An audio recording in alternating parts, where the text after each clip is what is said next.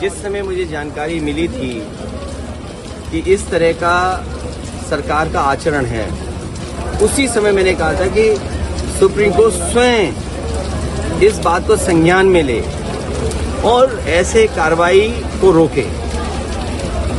जैसे दिया बुझने से पहले फड़फड़ाता है, जो सांप्रदायिक राजनीति खत्म हुई है, ये सांप्रदायिक राजनीति का दिया फड़फड़ा रहा है, इसलिए फैसला ले रहे हैं। इसीलिए फैसला चाहे इस बात का लिया जा रहा हो कि दुकानों में या और संस्थाओं में नाम लिखा जाए।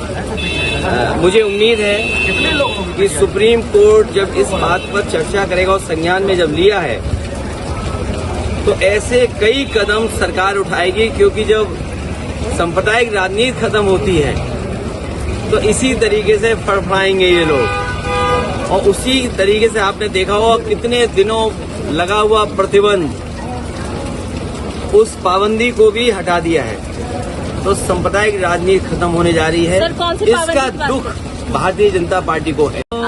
इसीलिए मैंने कहा जब सांप्रदायिक राजनीति खत्म होने लगती है तो आखिरी समय सांप्रदायिक राजनीति को जिंदा रखने के लिए, और ये तो बड़े सेंसिटिव चीज है कि अगर अधिकारी सेंसिटिव पोस्ट पर जाएगा और उसका व्यवहार आचरण किसी संस्था से या पॉलिटिकल पार्टी के माध्यम से उसका किया जाएगा, वो तो उत्तर प्रदेश में देख ही रहे हैं, हर दिन देख रहे हैं कि अधिकारी किस तरीके से पॉलिटिकल पार्टी का जो काम है वो कर रहे हैं।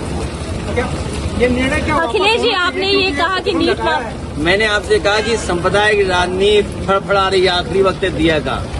ये सांप्रदायिक राजनीति ऐसे ही जाएगी, जनता समझ चुकी है इन बातों को। अखिलेश जी, आपने नीट मामले में भी कहा कि ब्रेक तोड़ देगी, जितने भी पेपर लीक मामले में आपने नीट में जिसको नहीं दिखाई दे रहा वो ना देखे, लेकिन नौजवान, घर परिवार के उनके सदस्य, आप लोग और सब लोग देख रहे हैं। कैसे संभव है कि एक ही जगह पर इतने बच्चे पास हो जाएं, एक ही सेंटर में इतने बच्चों को इतने नंबर आ जाएं? ये कहीं न कहीं जो प्रश्न लगता है वो सरकार पे लगता है, और कम से कम उस इंस्टीट्यूशन पे उसकी क्रेडिबिलिटी क्या है कि इतनी बड़ी परीक्षा करा रही। और मैं तो आपसे कहना चाहता हूँ कि अगर उत्तर प्रदेश की परीक्षा के पेपर लीक और भारत सरकार के पेपर लीक, तो ये सरकार ने रिकॉर्ड कहीं बनाया हो न बनाया हो, लेकिन पेपर लीक का रिकॉर्ड तो इन्होंने बना लिया है।